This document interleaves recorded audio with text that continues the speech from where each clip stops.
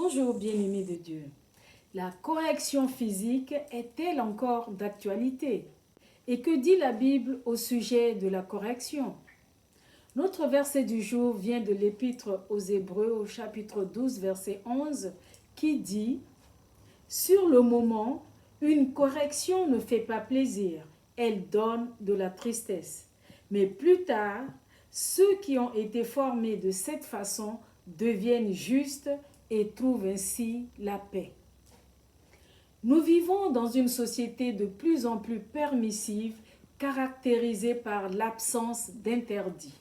Or, nous savons bien que les actes insensés de désobéissance, de rébellion, les accès incontrôlés de colère, le manque de respect commencent dans l'enfance et exigent une réaction appropriée du parent qui veut le bien-être de son enfant. Qu'est-ce que la correction?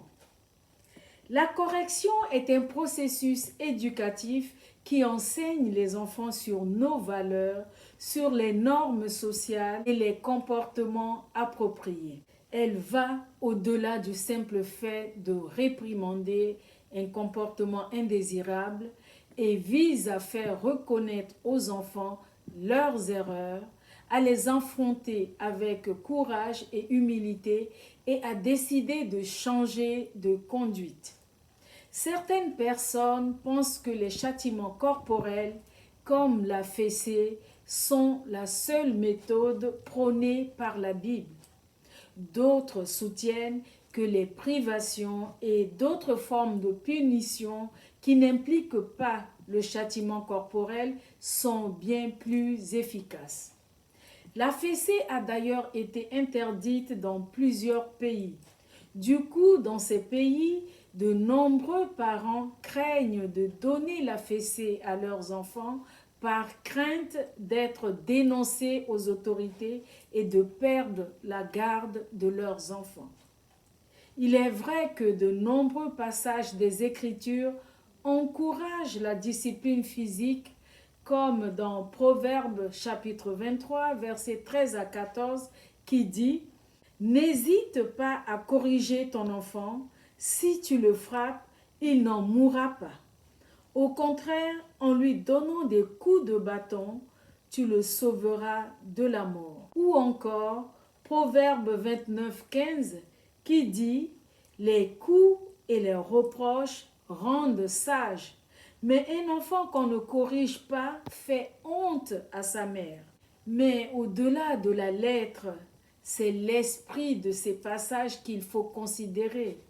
Car l'objectif de la discipline n'est pas de corriger pour faire mal, mais pour montrer le droit chemin. Bien qu'il soit au premier abord un sujet de tristesse, la correction doit toujours être suivie d'une marque d'amour, de consolation pour rassurer l'enfant qu'il est aimé. Les enfants doivent être convaincus que les parents les aiment et qu'ils recherchent toujours leur bien-être, même lorsqu'ils doivent faire face à des recadrages. À moins d'être sadique, aucun parent ne prend plaisir à voir son enfant souffrir de la rigueur de la discipline. L'absence de correction, par contre, crée un sentiment d'impunité. Elle encourage la répétition de comportements inappropriés et potentiellement dangereux chez nos enfants. La correction vise ainsi à les préserver des chemins de perdition pour leur éviter de commettre des actes beaucoup plus répréhensibles dans le futur. Notons cependant qu'une correction injuste ou excessive des parents peut avoir des conséquences néfastes sur les enfants. Elle peut affecter leur confiance en soi, les conduire à une introversion exacerbée et susciter des sentiments de colère et de rejet. Cela peut également pousser l'enfant à développer des stratégies trompeuses et générer de l'amertume, de la rancune ou de la rébellion. Bien-aimés, Élever un enfant ou chercher à former son caractère en lui donnant une éducation et des avertissements qui viennent du Seigneur n'exclut pas une discipline physique corrective modérée, mais aussi plein d'amour. Sachons allier dans notre correction cœur et rigueur, bienveillance et fermeté.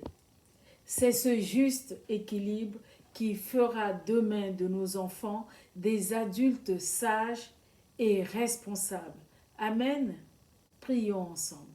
Seigneur, ta parole dit en Proverbe 29, 17, « Punis ton enfant, tu seras tranquille et il te remplira de joie. » Parce que tu nous aimes de façon inconditionnelle, tu as parfois toi-même recours à la discipline pour nous recadrer, nous diriger sur le droit chemin et nous encourager à la repentance pour nos mauvaises œuvres.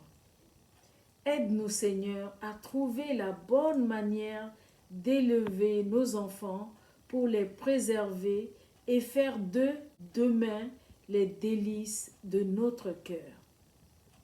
Au nom de Jésus. Amen. Excellente journée sous la conduite de notre Seigneur. Soyez tous bénis.